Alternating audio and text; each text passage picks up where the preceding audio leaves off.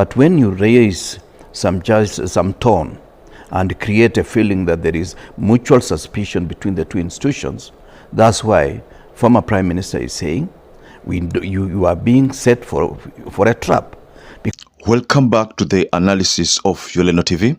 I hope you're well from whatever you're watching this channel. Now, Kipruto Arap Kirwa, for those who know him, is the latest politician to weigh in this issue of the dialogue between Koome and the executive. A dialogue that the executive has said that they are the ones who are going to lead it. And the executive has also roped in legislature into this dialogue. Mind you, the judiciary had written to the executive that it was seeking for a meeting so that they can collectively look at the evidences regarding these corrupt judges, or look at these allegations by the president, which the ones that he's making them in public rallies. But then the president took over that narrative of that invitation and joined the legislature, that is the parliament, to make it a three-party affair. And he said that he is going to lead that meeting. Already, William Samoei Ruto has taken sides, or has assigned himself as a lead person in that meeting, a meeting that Koome called for. So Kipruto Arap Kirwa sees a lot of malice in this whole drama and says that it's not okay for someone to go to the public court, accuse the other, and then be invited in a meeting by the person who's being accused, you know. So Kipruto Arap Kirwa looks at this matter and has some very weird interpretation, or interpretations which are not, of course, favoring the executive. So I want us to go through that video, because there was an interview in one of the leading media station talking about K24. And in that interview, that is where now Kipruto Arap Kirwa decided to unleash the whole truth as far as how he terms it. So before you do that, please just take one moment and subscribe to this channel and give this video a like. That is the only support I request for me, ladies and gentlemen. And to those who supported us before, I want to state that I'm forever grateful for that support, because without that support, this channel cannot grow. So let's head over to this statement by Kipruto Arap Kirwa. What I've just said is that what has precipitated this discussion, and that's why we have to be careful. Otherwise, consultations take place. I was in the executive, in the legislature for 20 years, executive for 5 years, and I know these consultations take place. I'm not oblivious of consultations, but you cannot go to the court of public opinion, accuse me, then you invite me, or I invite myself to you for discussion. It is obnoxious, to say the least. You know, very well, that is what Kipruto Arap Kirwa sees in the whole thing. Let me jog your memory a bit. You know, almost 2 days ago, the JSC had written to Ruto for talks over graft claims. And in that letter, CJ said that judges are human and feel hurt when their names are dragged and publicly condemned as corrupt, especially where no evidence has been presented.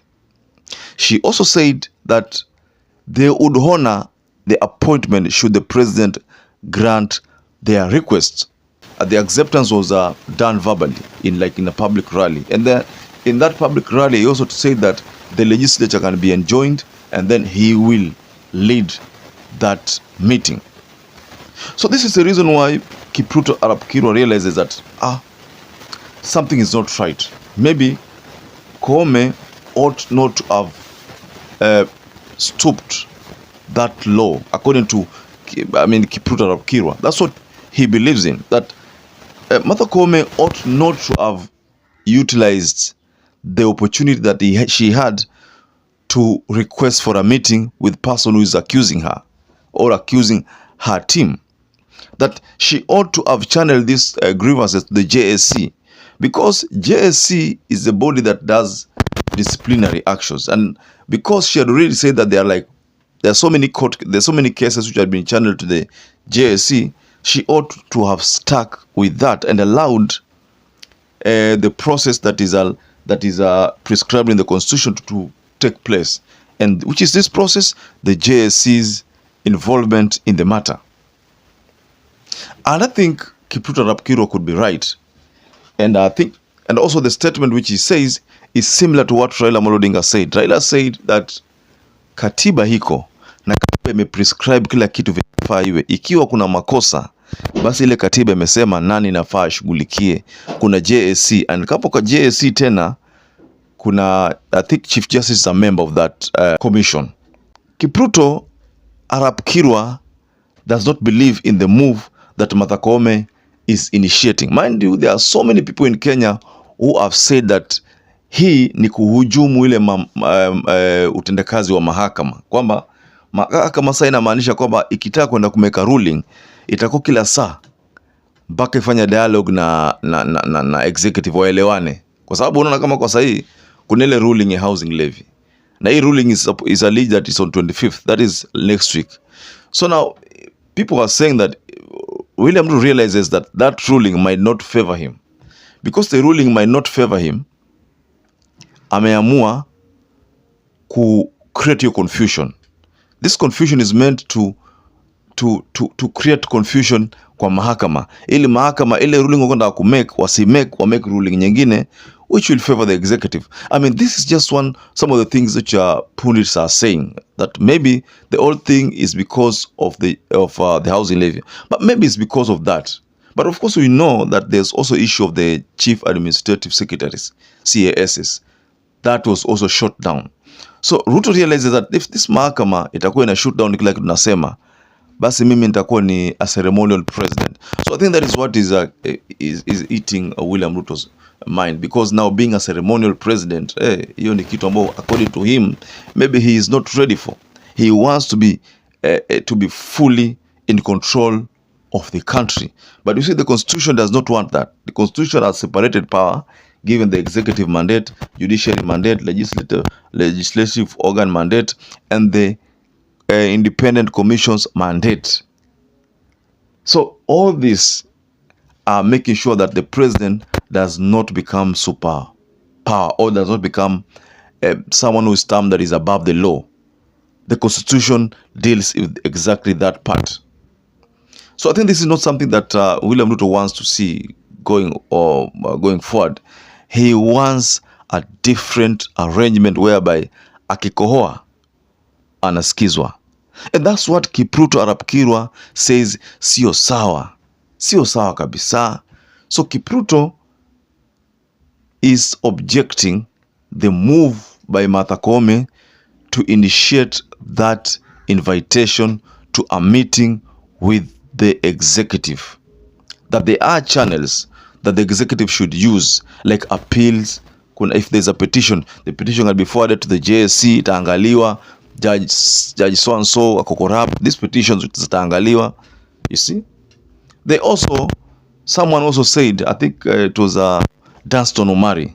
Danston Omari sometimes back said that maybe the president wants to have a team of judges who favor his administration, because the judges who are there, some of them, of course, most of them were appointed by Uhuru Muigai Kenyatta. So Danston Omari believed in a certain clip that because these judges were appointed by Uhuru, most likely they favor Uhuru. This could be the reason why kuna hii mambo ya confusion ambayo inaendelea. Lakini Martha Koome alikuwa amesimama kidete, ni vile tu sasa amelegeza kamba, na kwa sababu amelegeza kamba ndio Kipruto Arap Kirwa anasema kwamba hiyo sio sawa. So ladies and gentlemen, what do you make of this video that I shared regarding the statements that were made by Kipruto regarding Martha Koome's move to, to bow to the pressure of President William Ruto? Perhaps if you're watching this video and you have not subscribed, just take 1 second and subscribe to this channel. Give this video a like and don't forget to hit the notification bell. And to those who've supported us before, I want to state here that I'm forever grateful for that support, because without that support, this channel cannot grow. So until we catch up again, stay safe and stay blessed.